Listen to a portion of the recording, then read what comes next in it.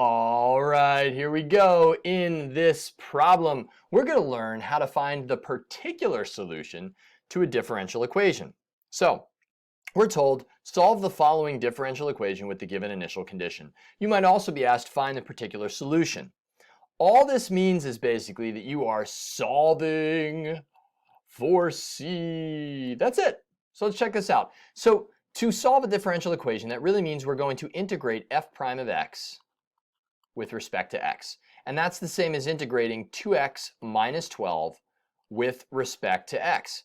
So when we anti-differentiate this, we're looking at 2x and saying, well, okay, the derivative of what gives me 2x?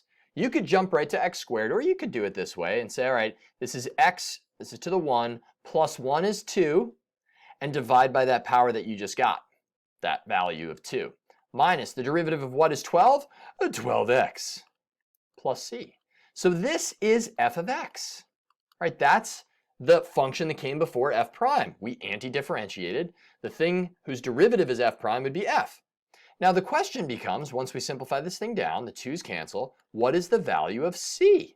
That's what we're really asking when we're saying solve the differential equation or find the particular solution to the differential equation. So fancy pants terminology in asking us to do something, it really just requires us to plug in this.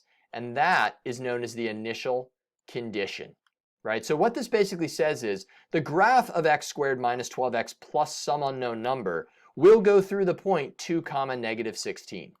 That's what we're being told.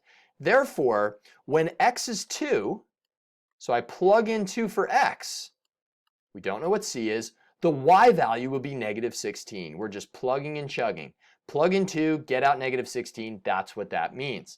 And so just solve for c. So I get negative 16 equals 2 squared is 4 minus 24 plus c.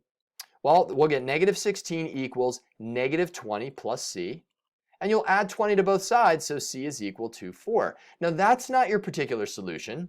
Your particular solution is when you then plug c into this. So f of x equals x squared minus 12x plus the 4 that we got. And that right there is your particular solution, or the solution to the differential equation. That's all. A lot of fancy pants directions here, but it's really just saying, hey, could you integrate this and then plug in x and y to solve for c? Just always make sure that you're showing the solution as a full function, not just saying, well, the c value is this. All right, that's it. I wanted to keep it cut and dry, real short, real easy. I will see you in the final video of this lesson coming up next, and that is going to be all about, we'll see, some velocity. Peace.